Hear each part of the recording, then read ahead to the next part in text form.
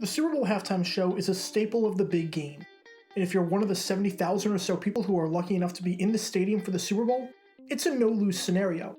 Most years, you either get to see a really good concert and spectacle where the artists play nothing but their greatest hits, or you get more than double the time to take a bathroom break and buy concessions, without worrying whatsoever about missing any of the action.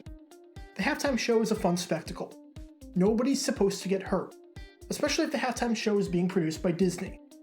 Amazingly enough, at Super Bowl XVIII, this was not the case. This is the story behind the dangerous Super Bowl halftime show in 1984. This is not my first video about the halftime show. I made one a while ago about how the NFL tried to get Bruce Springsteen to play at Super Bowl IX all the way back in 1975, if you want to check that out.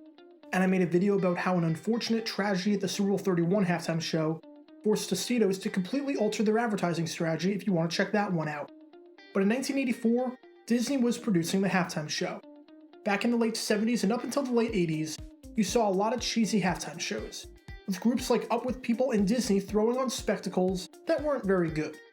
This was Disney's second crack at the halftime show, as they did Super Bowl XI back in 1977.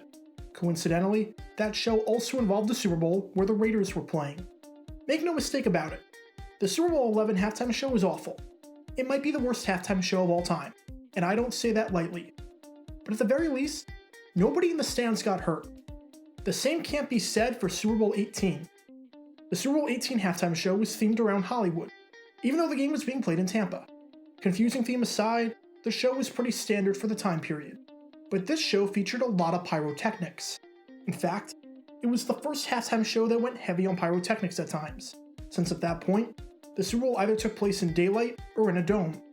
I made a video about why the Super Bowl now starts at night, even though it used to start in the day, if you want to check that out.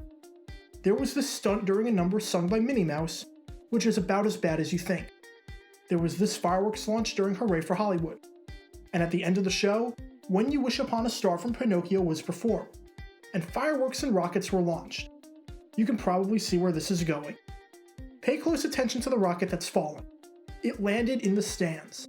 Tampa Stadium was a bunch of bleacher seats and wooden stands, so naturally, this caused a fire.